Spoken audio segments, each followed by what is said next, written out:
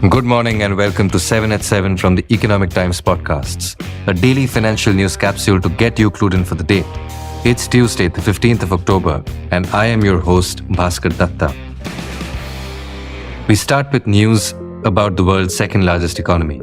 China may raise 6 trillion yuan, or around $846 billion, from ultra-long special government bonds over 3 years as part of its efforts to boost the sputtering economy, Bloomberg reported, citing a Chinese media outlet. The funds will be partly used to help local governments relieve their debt burden, according to the report late on Monday.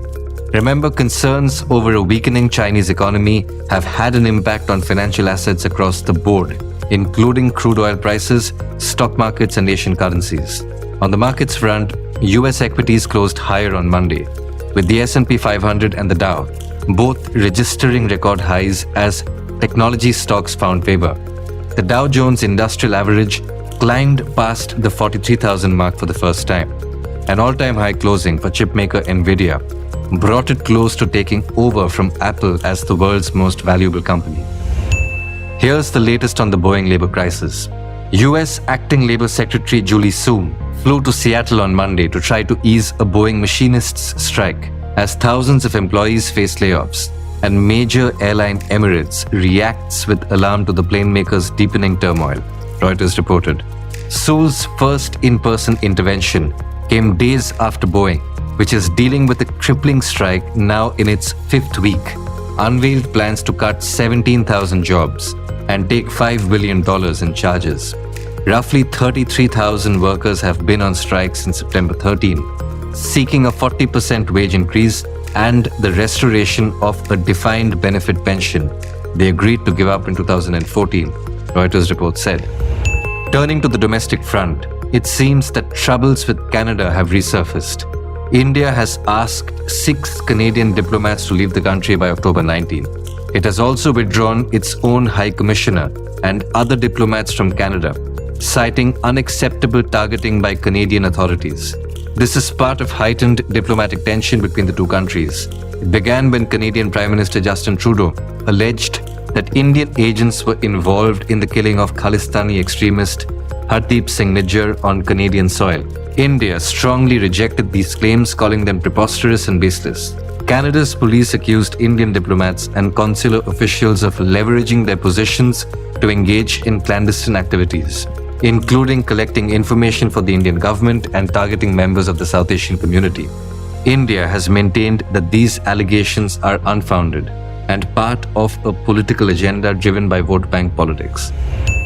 As India Inc. reports earnings for the second quarter, the country's largest company posted an underwhelming performance when it came to the bottom line. Reliance Industries Limited, India's biggest company by market capitalization, reported a 3.6% drop in consolidated net profit in the September quarter, as a weak oil-to-chemicals performance weighed down strong growth in upstream segment and digital services. Net profit was down 4.7% to Rs 16,563 crore from Rs 17,394 crore a year earlier. Jio Platforms, which houses Reliance Industries' telecom and digital properties, posted a 23.4% increase in net profit for the fiscal second quarter from a year earlier, on the back of a recent tariff hike and strong growth in data usage. On the macroeconomic front, latest data showed a sharp rise in India's consumer price index inflation, although the increase had been expected by the RBI, which had last week informed markets of a likely temporary jump in the price gauge. Retail inflation surged to a 9-month high of 5.5% in September, driven by higher food inflation and an unfavorable base effect. Consumer inflation was at a 5-year low of 3.6% in July and 3.65% in August. Food inflation shot up to 9.24% in September from 5.66% in August.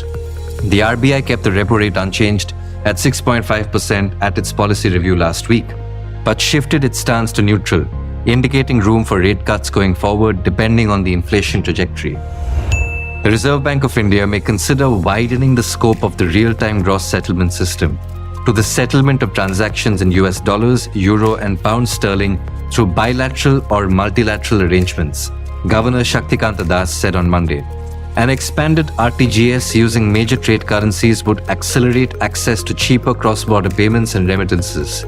The RBI has often spoken of the need for more cost-effective cross-border payment systems, with Deputy Governor T. Ravisankar stating in September 2023 that the prevailing high costs for cross-border remittances were simply unconscionable. We end today with the latest happenings in the Adani Group.